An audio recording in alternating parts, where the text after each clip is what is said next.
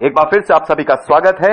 हम अध्ययन कर रहे हैं रोमियो की पत्री, उसका 5वां अध्याय, और समय है कि हम उसके 12वें वचन से आगे का अध्ययन करें।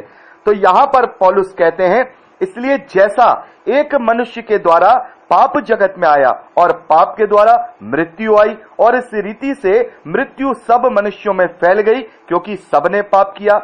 व्यवस्था के दिए जाने तक पाप जगत में तो था, परंतु जहां व्यवस्था नहीं वहां पाप गिना नहीं जाता।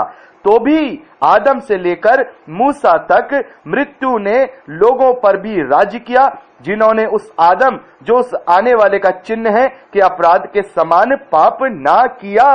तो यहां पर पौलुस कह रहे हैं कि एक व्यक्ति के द्वारा, जो कि आदम है, जिसने परमेश्वर के विरोध में हव्वा के कहने में आकर कार्य किया, और जब उसने परमेश्वर के विरोध में जब वो पाप किया तो उसी घड़ी उसके शरीर के अंदर मृत्यु समा गई। उस पाप की जो मजदूरी है वो मृत्यु के रूप में आदम को मिली, और आदम को और हव्वा को मृत्यु का स्वाद चखना पड़ा। और यही बात पौलुस कह रहे हैं कि जो आदम और हव्वा है, उसके बाद जो उसके जो वंशज हैं, उन सभी में वो पाप यानी वो मृत्यु समा गई। तो यहां जो पौलुस पाप के विषय में कह रहे हैं, पाप जो हम लोग पाप करते हैं परमेश्वर के विरोध में, उसके विषय में नहीं बल्कि मृत्यु के विषय में कह रहे हैं। तो यहां पर हम देखते हैं कि पौलुस कहते हैं कि इस रीति से वो मृत्यु सभी मनुष्यों में फैल गई। और बहुत ही इंपॉर्टेंट बात बड़े ध्यान से सुनिए, व्यवस्था के दिए जाने तक पाप जगत में था, परंतु जहां व्यवस्था नहीं वहां पाप गिना नहीं जाता। तो यहां पर पौलुस कहते हैं कि व्यवस्था के आने से पहले कोई भी पाप से उसकी पहचान नहीं थी। वो नहीं जानता था कि क्या परमेश्वर के विरोध में है और क्या परमेश्वर के ग्रहण योग्य है, लेकिन पाप फिर भी वहां था। तो ये कौन सा पाप था? जो परमेश्वर के विरोध में किया जाने वाला पाप है? नहीं, ये पाप वो मृत्यु है जिससे सभी मानव जाति जो है उसका स्वाद चखती है।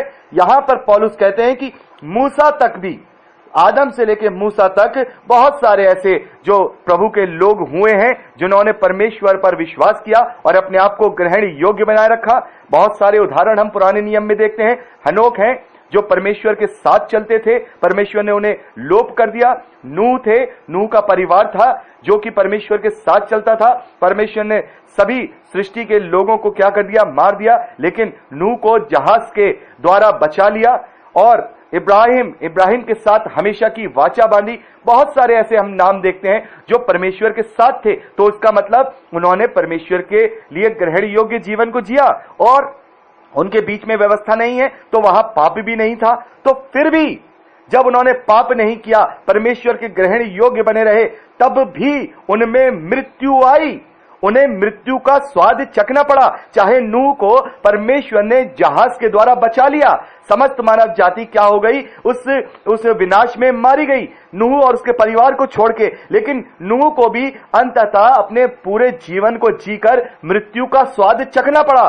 चाहे वो कोई भी हो, सभी ने, चाहे उन्होंने पाप किया हो, चाहे उन्होंने परमेश्वर के ग्रहण योग्य कार्य किए हो, चाहे कोई भी हो, जब तक उनके बीच में पाप नहीं था फिर भी उन्हें मृत्यु आई, उन्हें मरना पड़ा। तो यहां पर जो आदम के द्वारा जो पाप आया है, यहां पौलुस कह रहे हैं कि कोई भी चीज ऐसी नहीं थी इस धरती पर जो हमें उस मृत्यु से बचा लेती, हमें उस पाप की मजदूरी मृत्यु से बचा ली थी। क्योंकि इब्राहिम को भी मृत्यु का स्वाद चखना पड़ा, नूह को भी मृत्यु का स्वाद चखना पड़ा, और जो परमेश्वर के लोग थे उन्हें भी मृत्यु का स्वाद चखना पड़ा। तो ये पाप की जो मजदूरी है, जो मृत्यु है, वो जो आदम के जरिए समस्त मानव जाति में फैली, उस मृत्यु का छुटकारा बेहद आवश्यक था। तो यहां पर पौलुस समझा रहे हैं कि जैसे एक मनुष्य के द्वारा वो मृत्यु ने समस्त मानव जाति पर राज किया, वैसे ही आगे पौलुस लिखते हैं कि प्रभु यीशु मसीह के द्वारा उस मृत्यु से छुटकारा हमें मिला, वो भी एक मनुष्य के द्वारा, उसी रीति से जिस रीति से आदम के द्वारा समस्त मानव जाति में वो मृत्यु फैली। आगे हम पढ़ते हैं, धीरे धीरे करके वहां पहुंचेंगे। तो भी आदम से लेकर मूसा तक, यहां हम पढ़ चुके हैं, 15वां वचन पढ़ते हैं। पर जैसी अपराध की दशा है वैसे अनुग्रह के वरदान की नहीं, क्योंकि जब एक मनुष्य के अपराध से बहुत लोग मरे तो परमेश्वर का अनुग्रह और उसका जो दान एक मनुष्य के अर्थात यीशु मसीह के अनुग्रह से हुआ, बहुतों से लोगों पर अवश्य ही अधिकाई से हुआ। जैसा एक मनुष्य के पाप करने का फल हुआ, वैसे ही दान की दशा नहीं, क्योंकि एक ही के कारण दंड की आज्ञा का फैसला हुआ, परंतु बहुतों से अपराधों के कारण ऐसा वरदान उत्पन्न हुआ कि लोग धर्मी ठहरे। क्योंकि जब एक मनुष्य के अपराध के कारण मृत्यु ने उस एक ही के द्वारा राज्य किया, तो जो लोग अनुग्रह और धर्म रूपी वरदान बहुतायत से पाते हैं, वह एक मनुष्य के अर्थात यीशु मसीह के द्वारा अवश्य ही अनंत जीवन में राज्य करेंगे। तो यहां पर हमने पढ़ा कि कैसे पौलुस लिखते हैं कि एक मनुष्य के द्वारा वो मृत्यु सारी धरती पर समा गई और एक ही के पाप के द्वारा सबने उस मृत्यु को झेला, उसके स्वाद को चखा। तो ये अनुग्रह की यहां पर जरूरत थी, यह आवश्यकता थी कि मृत्यु को हराया जाए, उस पाप को हराया जाए। तो प्रभु यीशु मसीह हमारे पापों की छुड़ौती है। प्रभु यीशु मसीह हमारे लिए पाप बन गया और हमारे पापों को अपने ऊपर उठा ले गया। तो जिस घड़ी हम प्रभु यीशु मसीह पर विश्वास करते हैं, तो उसी घड़ी प्रभु यीशु मसीह हमारे पूर्व में किए गए सभी पापों को अपने ऊपर ले लेता है और हमें क्षमा मिलती है, हमें उद्धार की वहां पर क्षमा मिलती है और हम उस पाप से भी बच जाते हैं जो आदम के द्वारा जो मृत्यु के रूप में हमें मिला है। यानी हमारे जो पर्सनल पाप हैं, उनसे भी प्रभु यीशु मसीह हमें छुड़ौती दे रहे हैं और आदम के द्वारा जो मृत्यु है, वो भी प्रभु यीशु मसीह अपने बलिदान के द्वारा और उन पर विश्वास करने के द्वारा छुड़ौती दे रहे हैं। तो यदि हम मर भी जाएंगे, तो यहां पर पौलुस कहते हैं कि उस मृत्यु को जो आदम के द्वारा फैली है, प्रभु यीशु मसीह के द्वारा हमें अनंत जीवन का जो है दान दिया गया है। वो उस अनुग्रह के द्वारा अब हम उस मृत्यु पर जय पाएंगे। जो मृत्यु जो आदम के द्वारा फैली थी, अब उस मृत्यु पर जय पाएंगे। यानी इस शारीरिक दशा की जो मृत्यु है, इस हड्डी और मांस के शरीर की जो मृत्यु जब होगी, तो हम विनाश नहीं होंगे, हम मरेंगे नहीं, वरन स्वर्गीय शरीर में, अभी हम कुरिन्थियन में पढ़ेंगे आगे, स्वर्गीय शरीर में दोबारा पुनरुत्थान के साथ जी उठेंगे और वो जो जीवन होगा वो हमेशा हमेशा का होगा। और उस मृत्यु पर जो जयवंत हुआ है वो प्रभु यीशु मसीह हुआ है। और एक ही मनुष्य के द्वारा जैसे पाप इस धरती पर आया, वैसे ही एक ही मनुष्य यानी प्रभु यीशु मसीह के द्वारा हमें अनंत जीवन मिलेगा। जैसे मृत्यु ने आदम के द्वारा इस धरती और धरती के लोगों पर मृत्यु के रूप में राज्य किया, वैसे ही जो अनंत जीवन है वो भी एक ही मनुष्य यानी अर्थात मसीह यीशु के द्वारा अवश्य अनंत जीवन में राज्य करेंगे।